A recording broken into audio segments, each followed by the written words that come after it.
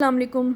ये history pattern है ops का ना। मैंने कहा था कि आप लोगों को हिस्ट्री पैटर्न की शीट इस तरह से आपने अपनी शीट जो है ना अपीयर होने से पहले, एग्जामिनेशन रूम में जाने से पहले प्रिपेयर कर लेनी होती है। इसमें ये बायोडाटा है, name, age, education, occupation, residence, ठीक है। फिर उसके मैरिटल स्टेटस से रिलेटेड सारी बातें हैं।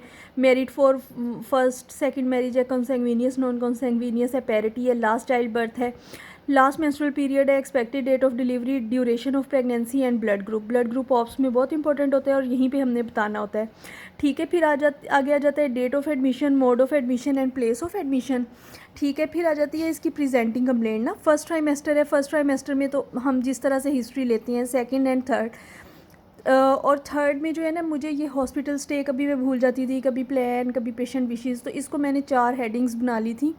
Hospital stay, plan of management, क्या पेशेंट को दिया गया है, सेक्शन का कहाँ है, एसवीडी का कहाँ है, पेशेंट क्या चाहती है, वो वाकई सेक्शन कराना चाहती है, क्या वो ट्रायल लेना चाहती है, या जो भी उसका एक लाइन में आपने बताना होता है। 34 to 36 वीक्स पे ब्रेस्ट फीडिंग कॉन्ट्रासेप्शन पेशेंट के साथ डिस्कस करनी होती है और आपने अपनी हिस्ट्री में बोलना भी होता है और आपने पेशेंट के साथ कॉन्ट्रासेप्शन डिस्कस करके उठनी होती है। आपने बोलना होता है कि she is satisfied with barrier method of contraception, she is counselled for intrauterine contraceptive device, she is satisfied with oral contraceptive pills, ठीक है। फिर ऑप्स की हिस्ट्री आ जाती है 1 2 3 4। अब ऑप्स में ऑप्स की ही इंपॉर्टेंट होती है। बैड ऑब्स्टेट्रिकल हिस्ट्री हो तो पहले प्रीवियस ऑब्स्टेट्रिकल हिस्ट्री बता के फिर आप फर्स्ट सेकंड थर्ड बताते हैं ना।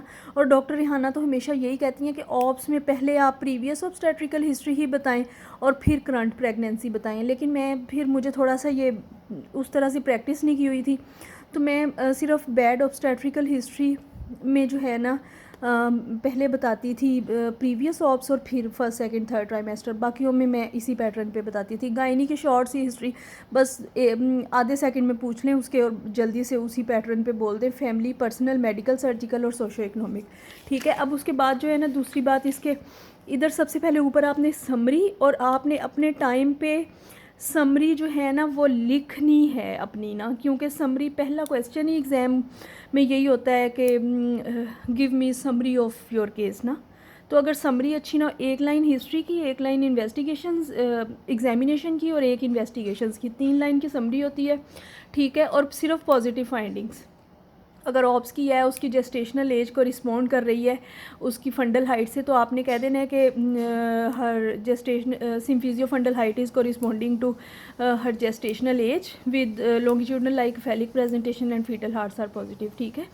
और बाकी जिस तरह से भी जो भी उसका एग्जामिनेशन हो, ठीक है। फिर उसके बाद बीएमआई भूल जाते हैं, इसलिए मैंने इसको लिखा हुआ है कि मैंने ये भूलना नहीं है ना, ठीक है। पल्स टेम्परेचर, ये सारा पीए ये तो हम नहीं भूलते ना।